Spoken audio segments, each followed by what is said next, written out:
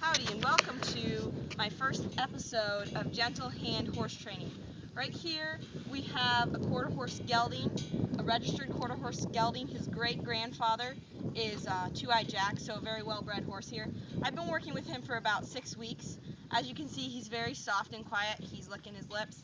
I've had him out in the field getting him softened up for this, and now he's ready for me to put a saddle on. Over here you can see our other horse, Lucky. He's also a registered quarter horse, and that's the horse that my sister Julia is working with right now, and she's doing a great job on him. So Flame's already been under saddle. We're just going to get on him and put him through the gates today, see how he's doing, and then we'll do some ground driving to get him softened up and ready for the bit. So yesterday I saddled Flame from the other side of his body, so today I'm going to go from this side. You always want to switch it up. And the main thing to remember when you're working with horses is you always want to be safe, you want to be fair to your horse, and you want to glorify God with the talents that He's given you. So we're going to go over here, and I'm going to pick up his saddle. And if Flame had not been saddled before, I would be doing some sacking out, where I'd be taking this on and off, getting him used to the noise, and the feeling of having the saddle put on him. But as you can see, he's very calm. He's been being saddled for about a week now, maybe a little bit over. And he's very used to this. I can flop the stirrup down on the other side. It's not a big deal. So I'm just going to walk behind him here, push him over. I know he's safe back there because I've been working with him for quite a while. And I'm going to get everything, make sure, nothing's laying wrong or something that he could get hurt and pinched in the wrong way. And then I'm going to just go ahead and cinch him up. Now, I cinch my horses up in phases because it's a lot more fair to the horse. A lot of times your horses will blow out a little bit when you start cinching them, and they get a little bit cinch sour. You can see he kind of flicked his ears back at me there and started moving around. And that's okay. He's a younger horse. He's not been saddled very much, so I'm just going to, have him take a couple circles around me, kind of get him loosened up a little bit. So, and this is really good. Some trainers will call it cinching in, cinching in 3 phases. And as you can see, he's really soft. He's pointing his nose in towards me. He's got that bend, and that's what I worked with earlier to get. I step in front of his drive line, he turns into me. He's doing really well with the groundwork. So I call it cinching in 3 phases, where you just give him a chance to blow out.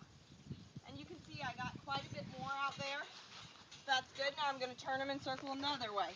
Always do everything you do with your horses from both sides. So I turn him off, ask him to go, trot, he takes off. Also, he's holding his head in here. You can tell this side is his worst side. He likes to pull against me a little bit more, but we're working on softening that up. So I'm just going to have him come into me, and this is the 3rd time I'm going to be tightening the cinch, and I'll go ahead and buckle it this time.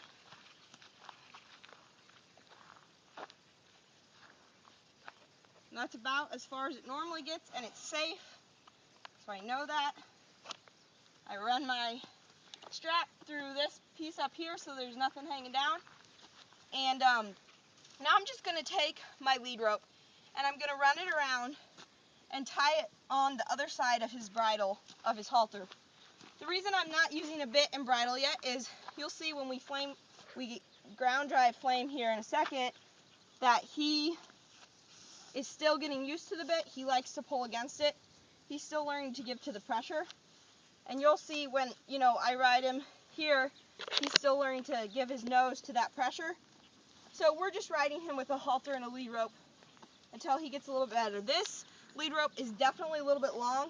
I'm going to stick this up through his halter because I don't really want that flapping around and hitting him in the nose. And I would prefer to use a shorter lead rope, but this is what we got today.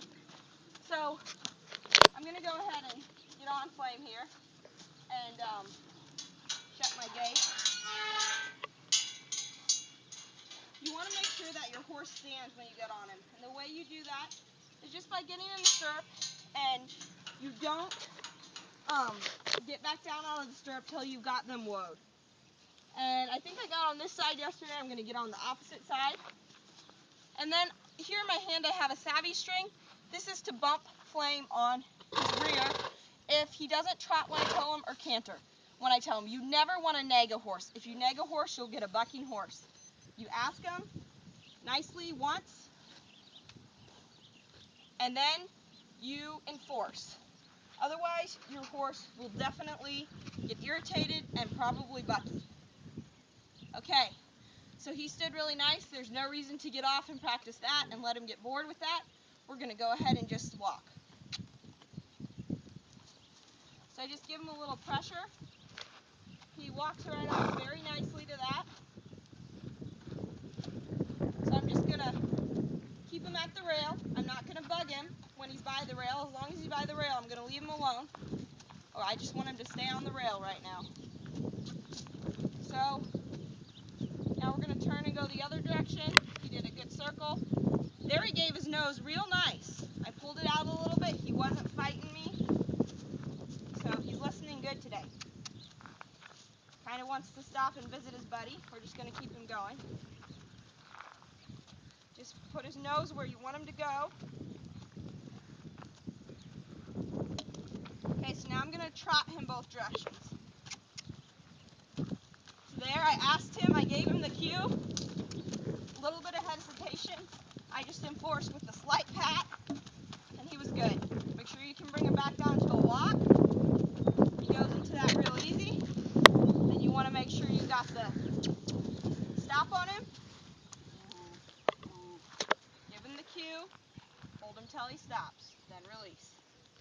There, he's licking his lips. He's thinking about that. He's doing good. All right, we're going to turn him and trot him the other way and check on his, very soft there, very good. He's coming around real nice. We're going to check on his trot this way, break down to the walk, and then the stop. Had to give him a little motivation there. Tripped. Let him get his feet back under him. He's doing good. Ask him to keep moving out. Put him in a walk. Very nice. He felt my body go down. I barely had to touch the rein. Here he's trying to turn on me, redirect his nose, and then that was a very good stop. Okay, we're going to go ahead and go out in the bean field and canter. If I can have my assistant open the gate here, we'll give it a go.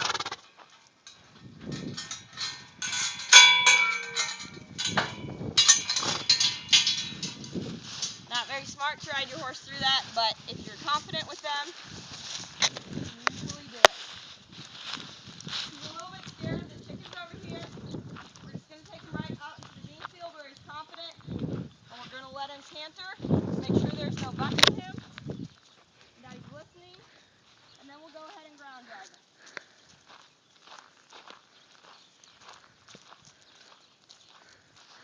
So you always want to canter your horse away from home. So I'm going to go ahead and ask for a trot.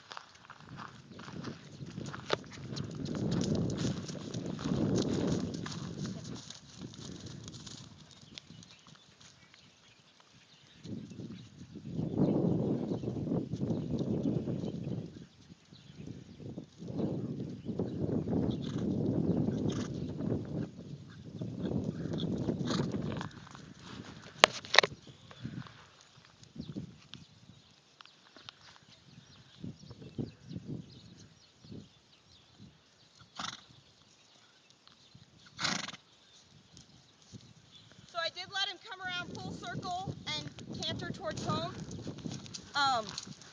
but I cantered him away from home first. So now I'm just going to ride him back, and I'm going to show you why he needs to be ground driven before he's ready for a bit. Normally I would ride him longer, but since we're trying to get this all in one